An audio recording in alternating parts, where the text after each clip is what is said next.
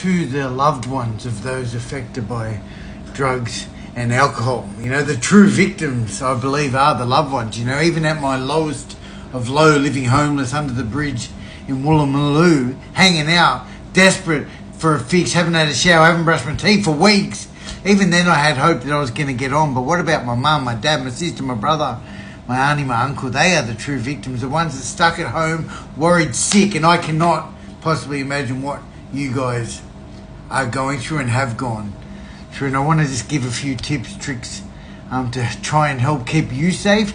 And often people say, how do I help my loved one? Well, let's remember, you know, you can carry the message, but you can't carry the addict. You can lead a horse to water, but you can't make him drink. And the most important person in the world in this situation is you.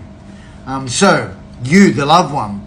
So there's a bunch of things I'd love to recommend, suggest, just little tips, tricks that I've learned over the years. I spent 10 years working in rehabilitation where I took hundreds and hundreds of calls from loved ones desperate for help. And I've come up with a little bit of a list of things that I think are really helpful. Number one, please look after yourself. If you can't look after yourself, and I understand how hard this is to hear, but if you can't put you first, how are you possibly going to be there on your best for your loved ones? Number two, put in some boundaries as well. You know, like enabling your loved ones to continue their use and abuse of a substance is not doing anyone any favors. If you put in that tough love, maybe that's the little push that your loved one needed to move forward.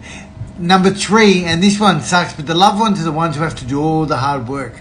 I'd highly recommend you do some research on some resources, some 12-step fellowships in your area, counselling services, homeless services.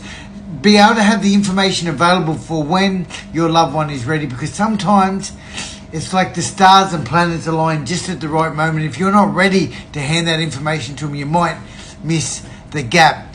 Number four, listen. Try not to be too judgmental of your loved one. And I understand you're entitled to do whatever you want, but shoving stuff down their throat, it just doesn't work. Try to listen and just be there for them. Try not to have all the answers. Let them know that they're being heard.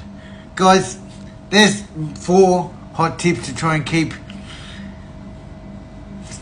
help you. I can't imagine what you're going through. I'm sending you guys so much love. I know this is an incredibly difficult thing. Please feel free to reach out anytime.